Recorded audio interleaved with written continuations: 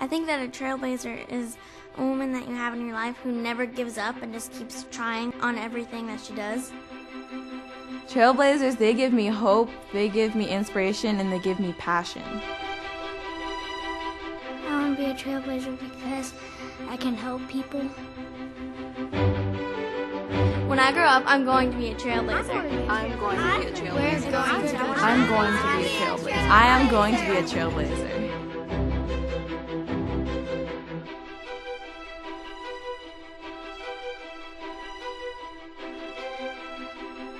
I grew up in a town right outside West Phoenix named Tolleson.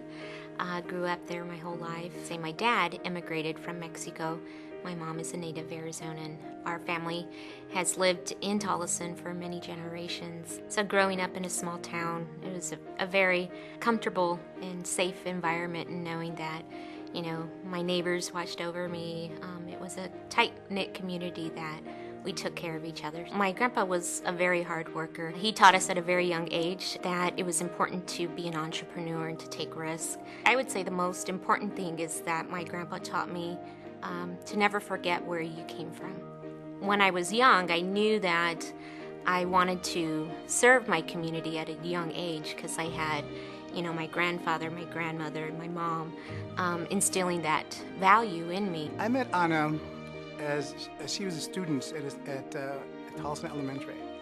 My first job out of college was a social worker, and I was a social worker for Tolleson Elementary for the Migrant Child Education Program. And Anna was in 3rd grade when I met her. He would play games with us, always encourage us. One game, oddly enough, that I was a pro at was he would, on rainy day schedules, you know, the kids would get bored and he had to entertain all these kids. I'd reach in my pocket and take some change out. And I'd do this, right? And the kids would come around and I said, okay guys, you guys need to guess how much money, how much change I have in here.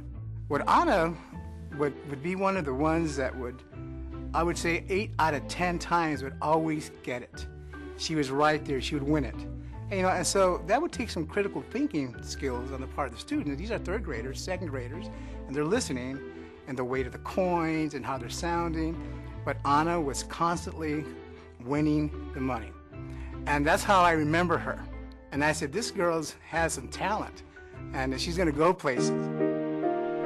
Going through school, I had so many influential and great teachers and mentors along the way. Really loved how teachers were influential in my life. So, you know, I didn't know at a young age what I wanted to be, and it wasn't until I would say after high school that I did have some inclination that I wanted to teach. I went to college, decided to pursue a career in education. I got hired there in Tolleson. I taught for 5 years, kinder and 1st grade, and I would say those were, by far, has been the best job I've ever had was teaching those, you know, students. I remember when we were told she had, you know, a rare form of leukemia. When we found that out, we were devastated. But the first thing we talked about is, how do we help? We didn't even know she was sick. She had just come back from vacation and school was just going to start. And she just told me that she was tired all the time. You know, people say when you get some, you know, bad news, it is literally your world comes crashing upon you. I was actually teaching in the classroom. I was a kindergarten teacher at the time. Just started a brand new school year. So at the time, I look back and the only thought of me being sick was I was always tired. I said, well, maybe you should go to the doctor, you know.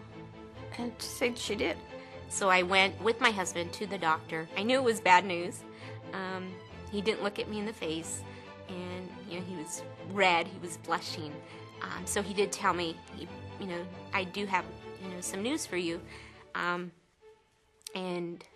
when he said, you have aplastic anemia, and I didn't know what aplastic anemia was, then he proceeded to tell me that it was a rare form of leukemia. And from there explained that I would need a bone marrow transplant in order to survive. Going through this whole experience of battling cancer was a life-changing moment for me and my family. I knew that things couldn't be the same after my transplants. I couldn't return to teaching. So my new passion was being a council member.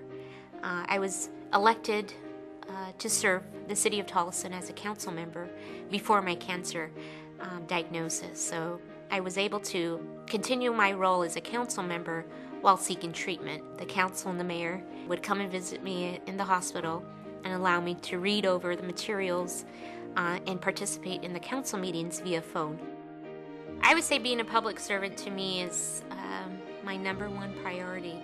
I take it very seriously in knowing that I'm serving people who sometimes don't have a voice or maybe are too scared to present that voice. Her leadership style is one of inclusiveness, one that's open, one that's genuine, and one that's from the heart. I think she wants to do what's right, and she'll do what she has to do, even against great odds. You know, she's in the legislature, she's in the minority, but she doesn't give up. And that's how she's always been. I'd say my advice for people going through a difficult situation is never give up hope, because if I would have ever thought I would be, serving as a state senator 12 years ago, I never thought or dreamed this possibility. But there's so much that happens in your life that at the time it happens to you, you may not know why it's happening to you.